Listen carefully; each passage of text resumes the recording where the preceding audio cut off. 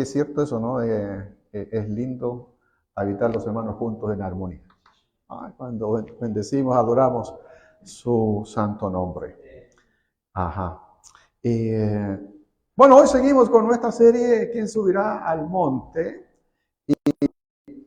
Para el monte que nos corresponde hoy, que es una montaña alta, dice el Evangelio, la clasifica así, una montaña alta, va a ser necesario que ojalá recordemos y tengamos presente, en particular el monte Sinaí. Eh, yo dije la semana pasada, nos despedíamos del monte Sinaí. Ciertamente, ¿ya? Pero lo que ocurre, y estábamos en el monte Sión, lo que ocurre es que quienes escriben los evangelios, eh, y que lo hacen claramente posterior a la muerte y resurrección de Jesús, años después, ellos siguen teniendo en mente el Sinaí. ¿Ya? Y es muy importante, es muy especial, es muy relevante, marca todo su trasfondo, toda su matriz cultural. Y entonces vamos a tener en mente allí cosas, por ejemplo, como se acuerdan que Dios habló con el pueblo no quería oír y le dijeron, no, habla tú, pero Dios habló y bajó una nube y esa nube es donde Dios habló en ese monte. Bajó una nube y Dios habló en ese monte. Y de hecho después, cuando Moisés baja y hablar con el pueblo de repente no podía hablar con Moisés, no podía verlo porque el rostro de Moisés estaba resplandeciente, decía, ¿ya?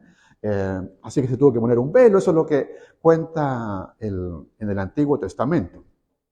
Bueno, teniendo eso en mente, ¿ya? Eso en mente, ocurre que la situación que vamos a ver hoy en el monte de la transfiguración, al que yo le he puesto otra palabra en vez de transfiguración, sino la transformación precisamente, nos encontramos de cara a un evento, a un incidente dentro de la vida de Jesús, estimados míos, que está revestido de muchísimo misterio. Hay muchas cosas misteriosas que suceden en este monte y tal vez nosotros solo podamos acercarnos a tratar de entender un poco lo que pasa allí. No vamos a ser capaces nosotros, después de tantos años, y pensar en lo que escribieron y trataron de representar esto o de evidenciar algo de la vida de Jesús y usaron elementos que ellos tenían a su mano, elementos apocalípticos como seres resplandecientes, nubes, voces que hablan, ese tipo de cosas que sobre todo Mateo, que es muy dado a hacer ese tipo o poner este tipo de elementos allí, y tendremos que intentar ver la parte medular de aquello.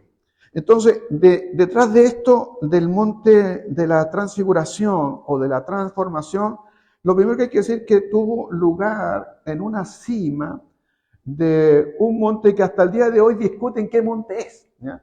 La tradición de la iglesia en Oriente incluso lo celebra, dicen que es en el monte Tabor, ¿ya? Y la celebración que hacen, creo que es por ahí por el mes de agosto, le llaman la fiesta de Taborión por el monte Tabor.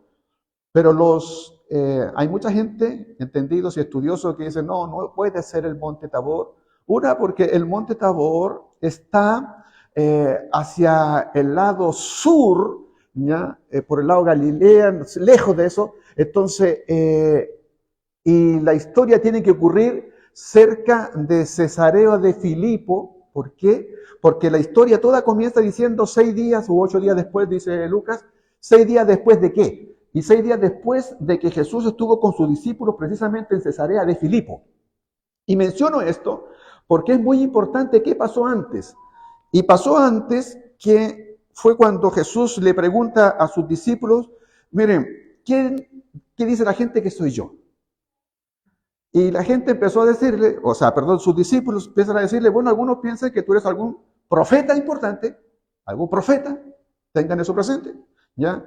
Algunos incluso que puede ser hasta Juan Bautista, y comienzan a nombrar personas muy relevantes en esa lista, ¿ya? En esa lista. Y Jesús le pregunta a ustedes, ¿y ustedes quién creen que soy yo? Ustedes que han estado conmigo. Y esto está ocurriendo al final de su ministerio ya, Jesús. Y dentro de ese silencio hubo una voz que fue la voz de Pedro, la que sale y dice, yo sé, tú eres el Cristo, el Hijo del Dios viviente. Es decir, tú eres el Mesías. Eso es, Cristo, tú eres el Mesías. O eres el ungido de Dios. Y cuando Jesús escucha eso, hay eso alegra el corazón de Jesús. Le dice, Pedro, esto sin duda te lo tiene que haber mostrado solo mi Padre. Mi Padre solo tiene que haberte revelado porque no hay forma humana en que tú hayas llegado a esta conclusión. Yeah. Entonces, sabe eso. Y ¿qué pasa en el contexto histórico allí? Quiero contarles esto. Existía una efervescencia mesiánica, todo el mundo pensaba ya que el tiempo mesiánico ya que se había inaugurado, cuando Jesús comenzó su ministerio, dijo, arrepentidos y convertidos porque el tiempo se ha cumplido, porque el reino de los cielos ya está, ya ha llegado, ya se ha acercado. Frente a eso, frente a aquello, existía una expectativa tanto del mesianismo que querían tomar a Jesús y hacerlo rey. Sobre todo después que alimentó a mucha gente, tomarlo ya porque ellos tienen una concepción mesiánica de tipo más política, de tipo más militar. Entonces querían a Jesús que fuera ya el rey, se tomara el poder y se fueran contra los romanos y todo aquello. Y Jesús huyó de esa situación, se alejó de eso. Dijo, no es ese el mesianismo, no es ese el Cristo que realmente debo ser. Y se aleja de eso y se tiene que ir a un lugar apartado a orar y escoge en ellos sus discípulos. Entonces, Jesús también tiene en su parte humana que tomar una decisión. ¿Cuál va a ser el camino de Mesías que él tiene que seguir? Es el peor lugar para estar solo, así que no iba a ser Tabor. Y de allí que los que hoy día más se deciden es que es el monte Hermón. Es un monte grande, alto, son cerca entre 2.800 y 3.000 metros. Y en esa altura de los 2.800 a los 3.000 metros, que hay nieves eternas siempre allí, en algunas de las laderas de allí está Jesús y escogió llevarse allí a 3 de sus cercanos, a Pedro, Juan y Santiago. De inmediato nace aquí un paralelo. Porque tiene que encontrarse con Dios, para hablar con Dios. Y el paralelo que se da de inmediato aquí es precisamente Sinaí. Porque en el Sinaí, Dios le dice a Moisés, tienes que hablar conmigo. Y Moisés se lleva a 3 también. Josué y 2 más que suben con él, que tienen que llegar hasta una parte y él tiene que ir a hablar con Moisés. Entonces los escritores de los evangelios tienen en mente el Sinaí, tienen algunos aspectos de Jesús y cuentan aquello usando el trasfondo de lo que ha sucedido con Moisés. Y allí están los 3 del Sinaí junto con Moisés, los 3, Pedro, Juan y Santiago, con Jesús. Y estando allí, ocurre varias cosas que quiero comentar con ustedes hoy. Mateo 17, 2, por favor. Dice, allí se transfiguró en presencia de ellos. Jesús fue transfigurado. Cuando fue a orar, ocurrió esta transfiguración. La palabra que utiliza tanto Mateo como Marcos, no Lucas, es la palabra metamorfo.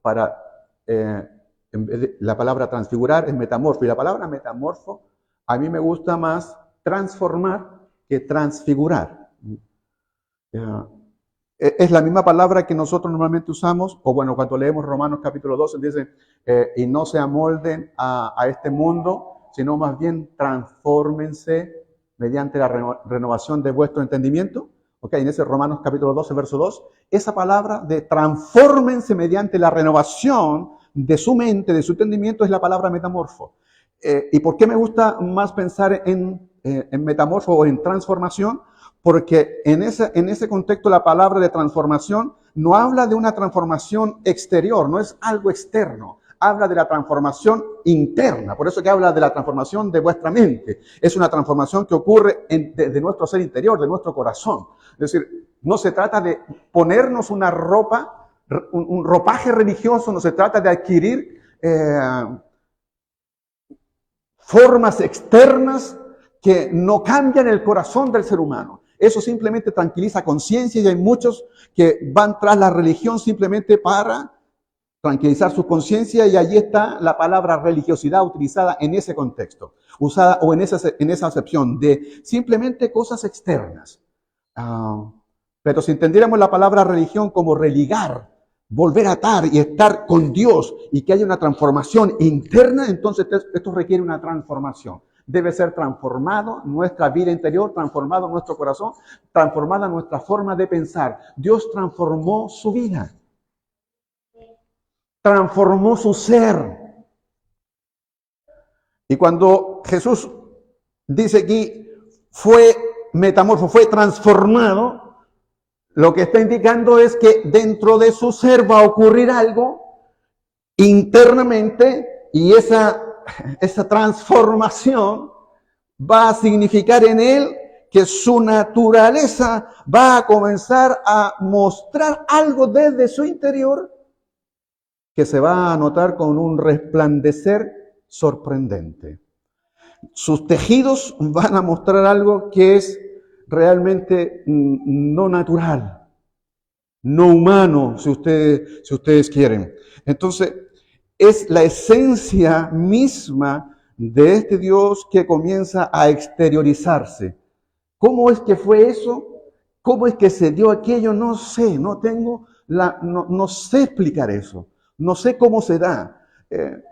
Mateo siempre utiliza este tipo de cosas, lo va a usar en la resurrección, cuando aparecen esos jóvenes que son los ángeles, que son seres resplandecientes, y aparecen todo ese tipo de manifestaciones o teofanías que uno podría manifestar, pero allí Mateo usa ese tipo de cosas, se dan en el libro de Apocalipsis las mismas tipos de expresión, porque es la manera como tienen de contar algo que no se puede explicar.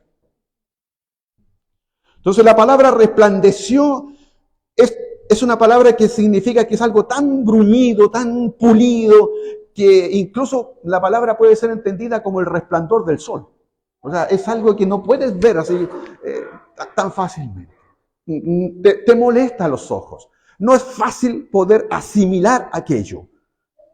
Cuesta. Como dije al comienzo, muchos comentaristas relacionan esta transfiguración de Jesús con la experiencia de Moisés, porque Moisés no se podía ver el rostro cuando estuvo en esa experiencia en el Sinaí, y aquí Mateo como Lucas cuentan que no tan solo fue la ropa, porque Marcos dice que solamente fue su ropa, no cuenta respecto del rostro de Jesús, que su ropa resplandecía, es decir, lo que ocurría en su cuerpo también afectó sus vestimentas, pero el cuerpo de Jesús, la cara de Jesús, comenzó a iluminar, a resplandecer. Yo no sé cómo hubiese sido nuestra reacción frente a eso, si hubiésemos estado una cosa como esa. Yo creo, o sea, primero de asombro, pero también de temor, de sobresalto, ¿no? Es algo, no es natural, no es parte común para que se nos dé aquello. Y entonces, cuando uno ve esa situación, va a entender lo que luego Pedro o cómo es que él va a reaccionar. Nos dice el libro de Mateo que cuando está ocurriendo aquello, aparecen dos personas al lado de Jesús. Aparece en un lado Moisés y en otro Elías, aunque curiosamente nombran a Elías primero antes que Moisés. Moisés y Elías. En la escena aparecen estos dos. Yo pregunto, ¿cómo saben que es Moisés y cómo saben que es Elías? ¿Cómo se dan cuenta de eso? De nuevo, yo no tengo explicación para eso. No sé cómo perciben aquello. No sé cómo se dan cuenta. Los escritores, de alguna forma, tienen que haber escuchado, caso de Marco, Pedro tiene que haberle dicho, y habían dos personas, y por ninguno de esos, y uno venía con un cartelito que decía, yo soy Elías, yo soy Moisés. No, eso no se da. Pero hubo un entendimiento que eso estaba ocurriendo, y a lo mejor por la conversación que están teniendo se dan cuenta de quiénes son. Porque ellos están conversando, ellos hablan, ¿ya? Y Lucas es el único que pone el tema de conversación, y él dice, vinieron a hablar acerca de su partida. Y eso es lindo, porque Moisés había muerto de una manera extraña. De hecho, cuando Dios le dice que se prepare y su muerte y tiene que morir, va y muere por allí y nadie sabe dónde quedó. No se encontró nunca el cuerpo de Moisés, nunca. Y en el caso de Elías, según cuenta el Antiguo Testamento, no murió. Porque cuando estaba con su amigo o su discípulo Eliseo, vino un carro de fuego, lo apartó porque Eliseo no lo quería dejar. Un carro de fuego lo separó y se fue en un torbellino. Y desapareció. Y cada uno de ellos había tenido una experiencia con Dios en un monte. Moisés, en el monte Horeb, también en Sinaí, y en el mismo monte también Elías, y ya eso lo vimos. Tuvo experiencia con Dios. Tuvieron que tomar decisiones respecto del minuto entre seguir o no seguir, el caso del éxodo, el caso de la salida. Y ellos comenzaron a hablar de que yo quisiera, en este rato no tengo ni la más plena seguridad, pero a mí se me imagina una conversación de este tipo. Tienes que seguir el camino de la cruz. Ese es el camino. El camino es la cruz. Tu mesianidad o el mesianismo es la cruz. No hay forma. Eso es. No son aquello que te ofrecieron en un monte y el diablo te dijo, si te tiras, que es el monte de la tentación o el desierto, y vas a hacer, y te ofrezco todos los reinos de la tierra. Ese no es el camino. Ni los milagros es el camino. Tirarse sin que te pase nada. Ese no es el camino.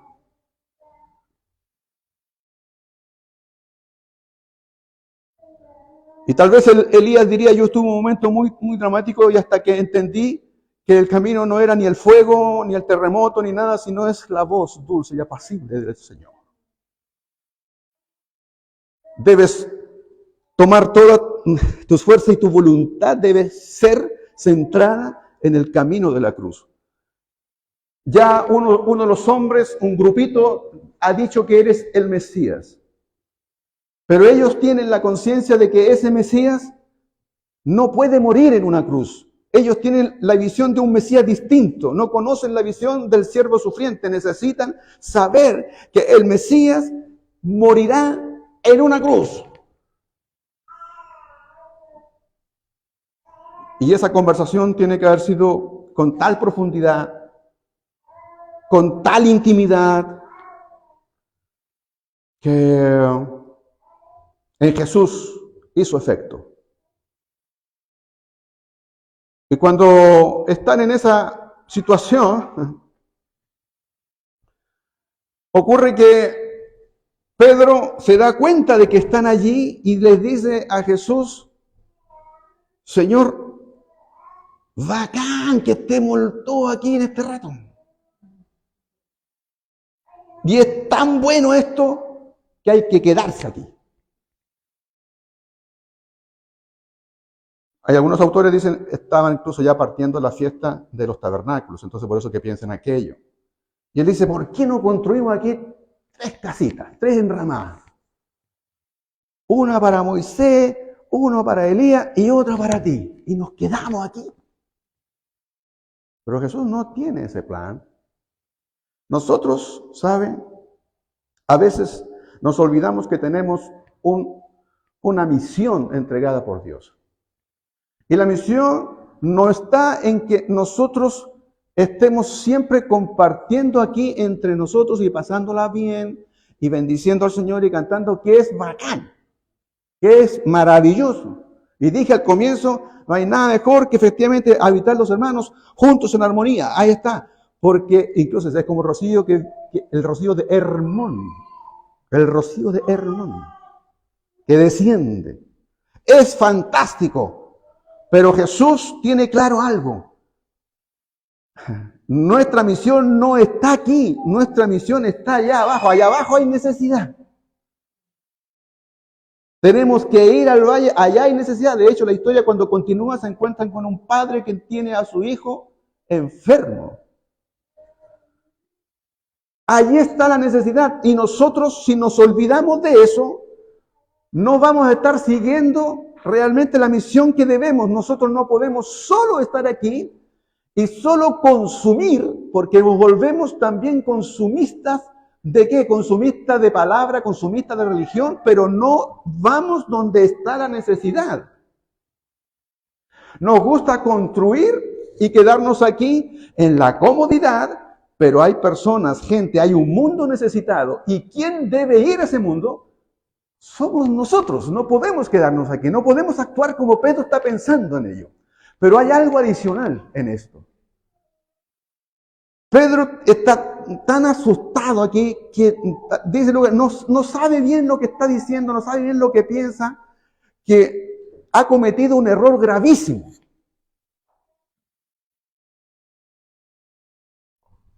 No imperdonable, pero un error gravísimo. El error gravísimo que él ha cometido es que ha puesto a Jesús a la misma altura de los otros dos. Está diciendo, aquí vale lo mismo Moisés, el legislador número 1, sobre el cual vino la ley de Dios, y el primero y el más grande de los profetas, a Elías. Así que los tres lo mismo. Ellos están allí porque Jesús, en él, será el cumplimiento de toda la ley y de los profetas. Los que han muerto y los que aún no han muerto. En Jesús se resumen ellos. Pero Jesús es el más, Jesús es superior a ellos.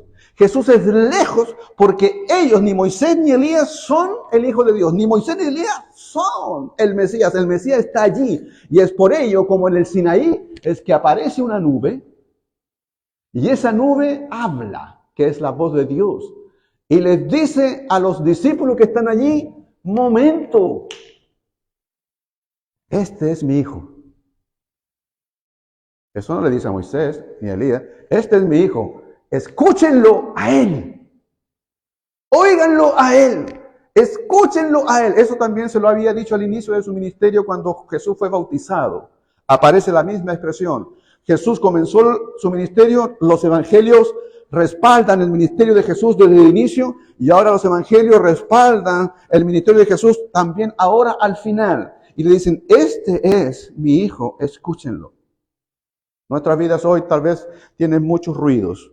Hay muchas cosas que nos hablan y nos tratan de tal vez a veces orientar. Algunas sirven, otras no. Lo que tenemos que hacer primero es escuchar a Jesús. Escucharlo en su palabra y una vez que lo escuchemos a Él, veamos si lo que nos están diciendo, lo que nos están aconsejando, está bien o no está. Tenemos que medirlo eso, tenemos que pesarlo. Tenemos que ser capaces de poder discernirlo. Este es el monte al cual nosotros debemos subir para nuestro cambio. Este es el monte que nosotros debemos experimentar nuestra propia transformación. Nuestro propio momento en sacar aquello que está bien dentro de nosotros e iluminar. Y ser capaces de llevar esa transformación a nuestros actos, a nuestra forma de ser, a nuestros pensamientos, a movernos en nuestra vida cotidiana, que significa dejar de mirar lo que no es y mirarlo y escucharlo a Él. No puede ser que aquellos que se hayan una vez encontrado con Jesús no haya podido generar un cambio en su vida. Si no se generó un cambio en su vida, no se generó un cambio en su ser, es que entonces le falta acercarse a este monte y ver a Jesús en ello y escucharlo a Él. El desafío para nosotros es transformarnos en nuestra vida interior, transformar nuestra forma de ser, Transformamos con ello después nuestro pensamiento, transformamos con ello hasta nuestro vocabulario se va transformando, se va cambiando porque queremos agradar a aquel que estamos escuchando. Si Jesús es tu Señor, si Jesús es tu Mesías, entonces es a Él al que debes escuchar, es a Él al que debes oír.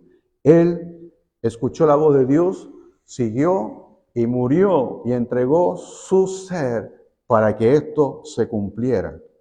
Que Dios pueda ayudarnos para ser entonces nosotros también aquellos que no tan solo tenemos cosas externas, sino que cambiamos nuestra vida interior y iluminamos, transformados realmente desde nuestro corazón. Les invito a orar. Padre, en nombre de Jesús. No podemos cambiar solos. No tenemos la posibilidad de hacerlo. Tendremos voluntad, fuerza de voluntad. Tendremos las mejores intenciones para poder hacerlo. Pero eso tiene un límite. Alcanzará hasta cierto punto. Y la verdad sirve, pero no nos hace realmente llegar al nivel que tú puedes provocar en nosotros. Transforma nuestra vida a través del poder del Santo Espíritu, el poder de Jesús. Queremos disponernos en tus manos para ser cambiados por ti, pero queremos disponernos a eso. Tenemos que tomar la decisión, acercarnos hacia ti, Señor. Y después de aquello, Padre, ir y cumplir lo que tú nos envías a este mundo a hacer. No podemos quedarnos, Señor Dios, allí. No podemos simplemente alimentarnos y quedarnos allí en la altura, sino hay gente necesitada, hay personas necesitadas. Pero no podremos llegar a ellos si aún nosotros no hemos sido transformados ni cambiados. Que la gracia, el poder de tu Santo Espíritu obre en nosotros. Y en la medida que vamos cambiando, en la medida que vamos siendo transformados, vamos también avanzando para aquellos. No podemos esperar años y al final del proceso recién ir. Tenemos que avanzar en medio aún del proceso, porque aún en medio de las imperfecciones tú puedes obrar, Señor. Aún en medio de nuestras debilidades tú puedes obrar, Señor, en beneficio de aquellos que están necesitados. Tus discípulos no estaban totalmente preparados, pero fueron quienes llevaron este mensaje. Nosotros también no estamos del todo preparados, no estamos del todo acabados. Sigues trabajando en nuestras vidas, pero no será un impedimento para llevar la transformación, la luz de tu Hijo Jesús a un mundo en tinieblas. En nombre del Padre, del Hijo y de tu Santo Espíritu, Señor, cólmanos de tu gran poder. Amén.